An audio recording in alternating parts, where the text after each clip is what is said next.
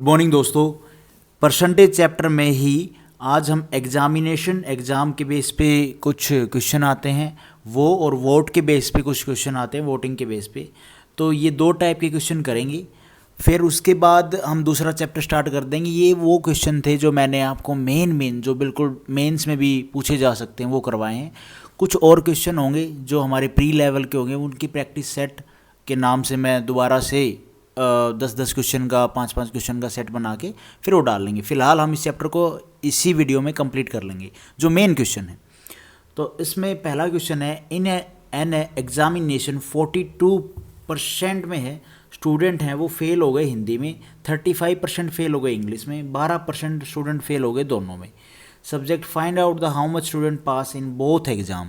अब इस तरह का क्वेश्चन मैंने पहले वाली वीडियो में कराए हैं, लेकिन उसमें ये था कि लोग पसंद कर रहे थे प्रीफेयर कॉफ़ी टी। तो सेम सा ही क्वेश्चन है। देखो 42% किस में फेल हो गए, इसमें भाई हिंदी में, और 35% फेल हो गए इंग्लिश में। बोथ किस में पर फेल हो गए, 12% दोनों में, इसमें भी इसमें भी। इस तरह से आपको एक डायग्राम बना लेना है। अब इसमें तो मान लो 12% तो इसमें आ गए हैं, बाकी बचे इस एरिया में कितने आएंगे। तो 42 में से हम 12% माइनस कर देंगे तो 30 आ गया। ये हैं जो हिंदी में फ़ेल हुए हैं, और यहाँ पे ये 12% है, ये बोथ में फ़ेल हुए हैं।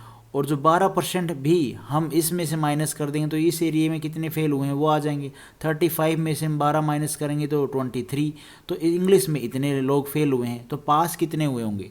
तो देखो फेल को जोड़ लो, 30 प्लस में 12 प्लस में 23 कितना आ गया 65%। तो 100 में से ही तो फेल हुए होंगे ना, तो 65 को माइनस कर देंगे 100 में से, कितना बचा 35। तो ये लोग वो हैं जो हमारे पास हुए हैं बोथ सब्जेक्ट में। उसके बाद ये क्वेश्चन है, in an examination student get 20% marks but he is fail by 30 marks. सी बात है, एक स्टूडेंट है, उसने एग्ज़ाम में 20% मार्क्स लिए, लेकिन वो फेल हो गया कितने मार्क्स से, 30 मार्क्स से। वाइल अनदर स्टूडेंट है एक और, उसने 32 मार्क्स लिए, लेकिन वो कितने मार्क्स लेता है, 42 मार्क्स लेता है मोर देन रिक्वायर्ड। भाई पास होने से ज़्यादा जो मार्क्स वो लेता है, रिक्वायर्ड जो होते हैं उससे ज़्यादा मार्क्स कितने लेता है, 42। तो यहाँ पे क्या क्या पूछा है, find total marks, total marks exam में कितने होंगे वो पूछा है। Find pass marks, passing marks पूछ लिया, और पासिंग मार्क्स परसेंटेज में पूछ लिया कितना। देखो कैसे करेंगे। अब 20% एक स्टूडेंट को चाहिए था, ठीक है जी, वो फेल हो गया, और but he fail by 30 marks. अगर उसको 30 मार्क्स मिल जाएं तो पास हो जाएगा, बिल्कुल हो जाएगा। तो प्लस में हम इसको 30 जो फेल हुए हैं ना, जिसमें इतने मार्क्स है, उसको प्लस कर देंगे इसमें, तो ये पास हो जाएगा, बिल्कुल पास हो गया। उसके बाद यहाँ पे देखो, इसने बोला अनदर स्टूडेंट है वो 32% मार्क्स लेता है, और वो रिसीव करता है कितने, 42 मार्क्स मोर रिक्वायर्ड से। तो इसको हम माइनस कर देंगे इसमें से, तो वो पास तो रहेगा ही ना। तो यहाँ पे इसने क्या किया, माइनस कर दिया इक्वल सा करने के लिए। इक्वल कैसे कि भाई वो जो एक्स्ट्रा मार्क्स लिए हैं वो यहाँ पे जो उसने प्राप्त किए हैं उसमें से माइनस कर दिया। यहाँ पे जितने से वो कम रहा उतने जो इसको रिक्वायर्ड थे, मतलब जितने से वो फेल हो गया वो प्लस कर दिए। अब आप इसको, ये आपने स्कूल टाइम में पढ़ी होगी, ऐसे हम इक्वेशन बना के इक्वल रख के सोल्व करते। तो ये वही चीज़ है, बस यहाँ पे आपको लैंग्वेज को थोड़ा समझना है। अब यहाँ पे इसने सोल्व कर दिया, भाई जो ये 20% था ये 32% में से माइनस कर दिया, 12% आ गया।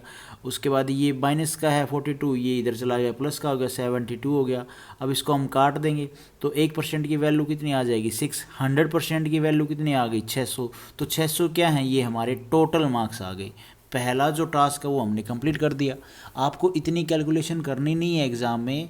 आप जब एक दो क्वेश्चन इस तरह के अटैम्प्ट कर लोगे, प्रैक्टिस कर लोगे, तो आपके माइंड में आराम से सेट हो जाएगा। उसके बाद सेकंड जो पॉइंट था वो था हमारा पासिंग मार्क्स कितने होने चाहिए। तो भाई पहले वाले स्टूडेंट को 20% मार्क्स मिले, टोटल में से मिलेंगे ना, तो 600 हमारा टोटल आ गया, उसका 20% कितना हो गया 120, और वो फेल हो गया था 30 मार्क्स से। तो 30 प्लस कर देंगे तो हमारे पासिंग मार्क्स आ गए, मतलब 150। सिंपल सी बात थी। उसके बाद जो पास है वो परसेंटेज में पूछ लिया है, तो 150 ये पासिंग मार्क्स, इसको 150 डिवाइड बाई टोटल मार्क्स कितने 600, इंटू में 100 कर दो, परसेंट में वैल्यू आ गई, मतलब 25% पासिंग मार्क्स है। तो ये इस तरह से आपने सोल्व करना है। उसके बाद ये क्वेश्चन है, in an examination a student gets 25% marks but he is fail by 35 marks. Simple सी बात है, एक बच्चा है उसने 25% मार्क्स लिए लेकिन वो फेल हो गया 35 मार्क्स से। वाइल अनदर स्टूडेंट है वो 35% मार्क्स लेता है और वो रिसीव करता है 40 मोर, ज़्यादा मार्क्स वो लेता है पासिंग मार्क्स से, कितना 40 रिक्वायर्ड द पास।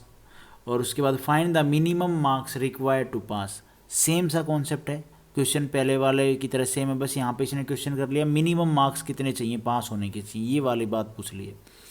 तो वही चीज़ हम इक्वल रख देंगे, डाटा तो हमारा सेम ही है ना, 25% उसको चाहिए 35 मार्क्स तो पास हो जाएगा, तो प्लस कर दिया। 35% एक ने लिए, ज़्यादा ले लिए 40 तो माइनस कर देंगे। इसको सोल्व करेंगे, 25% है, इसको इधर लेके आएंगे 35 में से माइनस करेंगे 10 आ जाएगा।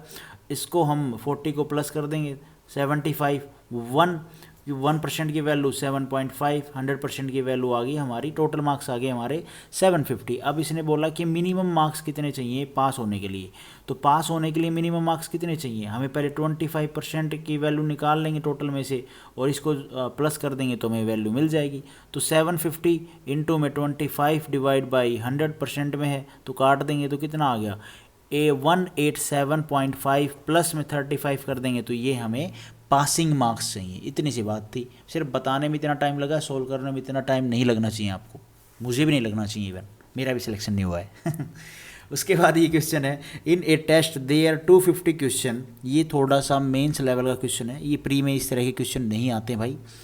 इन a test there 250 question and each question carry 1 marks. ठीक है जी, ये बैंक में आया हुआ क्वेश्चन है प्रीवियस ईयर में, किसी न किसी ईयर में किसी बैंक एग्जाम में ये क्वेश्चन आया हुआ है। Student answer 40% of first 125 question correctly. Simple सी बात है, एक टेस्ट में 250 क्वेश्चन का टेस्ट है, उसमें हर एक क्वेश्चन का 1 मार्क्स के उसकी भाई, एक क्वेश्चन 1 मार्क्स का।